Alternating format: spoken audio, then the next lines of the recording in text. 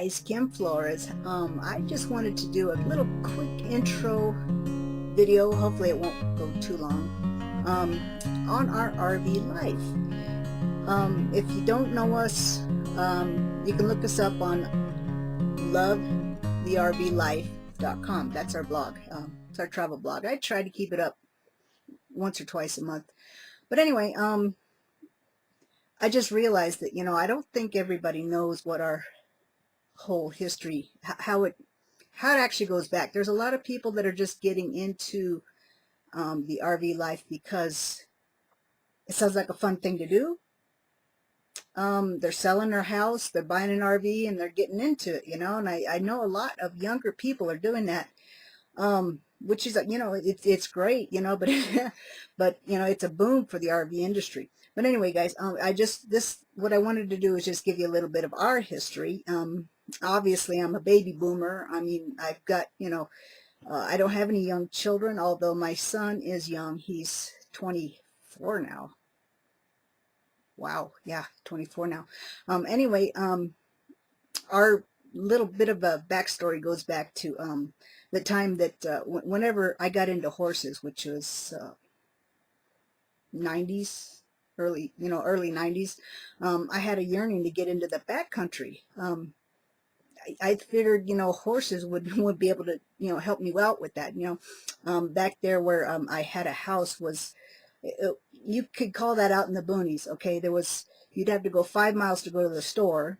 There was no other houses around you. There was nothing but dry land farming fields around us, and it was, a perfect setup for, just going out and going for a small horse ride if you wanted to. But what we ended up doing was I joined the Backcountry Horsemen's Association, and in that we get to go into the backcountry and do trail maintenance and have get-togethers and trail rides and whatnot, and that worked out really great, for me getting out there with my horses and stuff, and being out there in the wilderness, out there in nature. We had a truck camper back then. It suited us really fine, really great, until my son was born. And a truck camper is really kind of a, tight, refining quarters for, having a small child that likes to get into things, right? So anyway, we upgraded to a Class C, and I affectionately called her Catalina. Anyway, she would haul either us and the horses to trail rides and stuff, or we had a 20-foot Bayliner center console. It was it was a runabout that they used in the America's Cup races. Anyway, we ended up getting that, and that was a nice boat, very nice boat. So anyway, we did some fishing too. So, but whenever we go out on trips, it was no more than 2 weeks at a time or whatever, vacation time I could get, off of work. That was just, and I tried to roll it into Christmas time and stuff like that, so we'd have, more time to be, to be out there. And Jesse had already retired by this time. Uh, um, he would handle all the hitching up, all the outside chores, like dumping and stuff like that. And I took care of the inside and the cooking and stuff. And, and that worked out really great, really great. Because he loved driving too, so that was his thing. Around about that time, we bought a piece of property out in Arizona, eastern Arizona, 40 acres that we could, just go and hang out or whatever. Or there was visions of building a cabin, thereabouts. But because where we lived and where it was, it was like we'd come every other year or so, or, spend a week or so. And, it was, it worked out pretty good. But, Jesse being he's quite a bit older than I am. And I could see him starting to slow down. He tried to keep up, bless his little heart. But anyway, fast forward to 2008. I was in enormous pain because I had a torn rotator cuff due to what I was doing at work, and for whatever reason, the workers' comp department thought I didn't need any surgery. They knew more than the doctor did, I guess. So I don't know where they came about that, but maybe it was just the way the verbiage was, politics. And anyway, this went on for months. It put me on limited duty at work, and that just about killed me because I was used to going full out. I was that was my thing, and I was bored out of my mind. It was just, needless to say, I was just, man, I was just messed up. All I had to do was show up on time, and that's all I had to do. And I'm more than that. I like to contribute. I like to do something useful. And if I was just a body there, and anyway, I don't want to get off on that tangent, but anyway, the pain kept me from getting the rest, and I missed work, and that was not good. One day after I'd been told that one more infraction would be the end, I overslept. Oh crap. Oh, I swear, I jumped in my little car, and it couldn't go fast enough. It wasn't good enough. That was it. It was March of 2009, and that was my last day at a job that I'd been on for 30 years. Yeah, that was turning point. Anyway, I eventually got the surgery approval, but it was a year later, which was crazy. Politics. I had to get a lawyer involved in it. Like I said, I don't want to get off on that tangent, but anyway, unemployment didn't pay our mortgage. I couldn't work with the disability that I had. I was 49 years old at that time, and Jesse's pension was just not, it wasn't enough to feed us and the horses. So, I had to keep the horses fed, and I was trying to find homes for them. I mean, it was hard. Nope. I mean, at that time, it was just money going out is what it was, and I quit paying the mortgage. I eventually found homes for the horses, but the time was ticking. We took a loss. We had to short sell the house, and we took a loss on that. That was a huge kicker, but by the time that we had to get out of there, we had to clean out all our stuff, right? Jesse, he was starting to suffer from dementia. It was getting to a point where I couldn't get anything to make sense to him. He didn't understand why we had to get out of the house, and it was really hard, guys. It was really hard. So clearing out all that stuff was so hard and painful.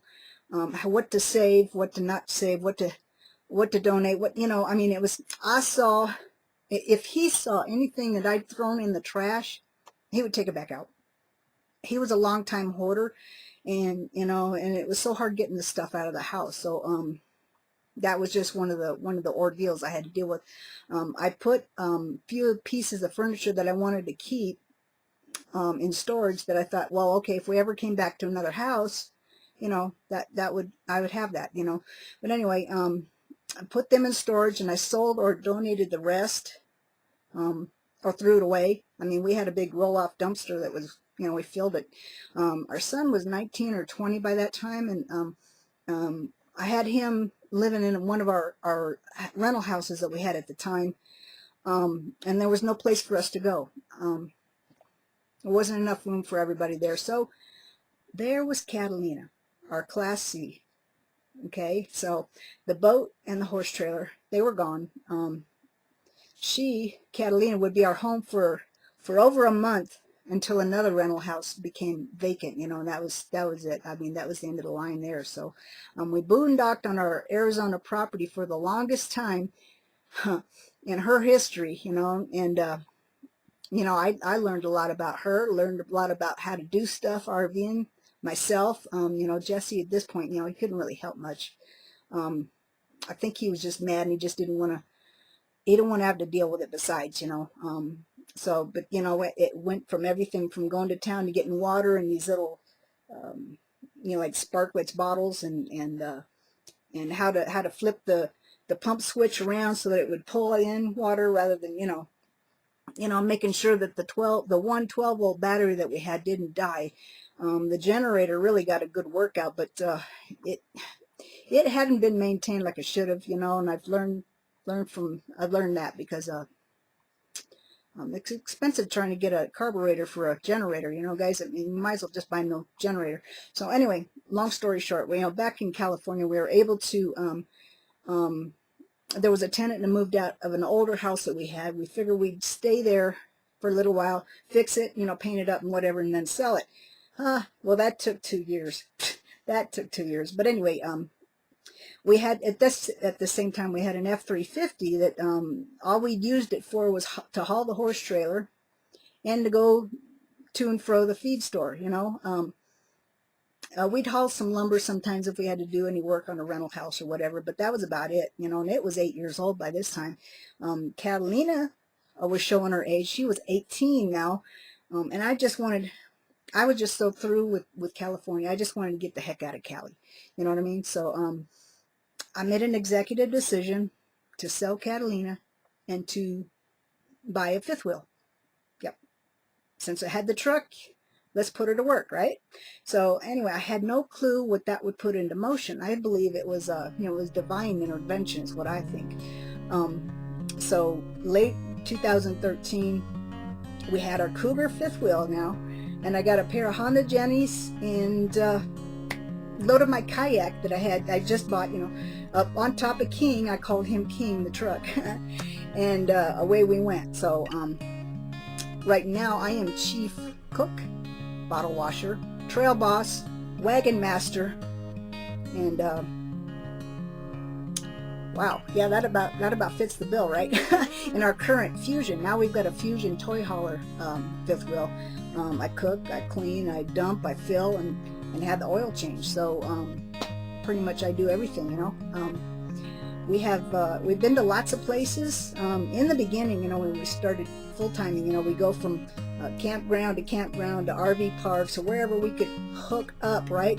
So by the time you know, by the time we were, yeah, I forget what year this was, but you know, we are now outfitted with a great solar system is what I was going to say. But we've got a great solar system. We can boondock, dry camp, anywhere we can find a spot. So we've been to a lot of beautiful places. BLM land is great. National park or national forest land is great. Some parks, I guess they got, you know, they got dry camping areas that you can go to. But you know, that's a whole nother video in itself. But anyway, do I have any regrets? Nope. Would I do it again? Probably. Yep. But you know, when Jesse can't get around anymore, I may hang up the keys for a while. But you know, for now, guys, for now we're renegade gypsies, and that's all I got to say about that. So anyway, this is Kim Flores, and our blog is lovethervlife and .com, and I'd love for you just to visit us, say hi, and whatever. So anyway, guys, I'll talk to you later. Alrighty, bye bye. See you around. See you out there. Alrighty, guys, bye bye.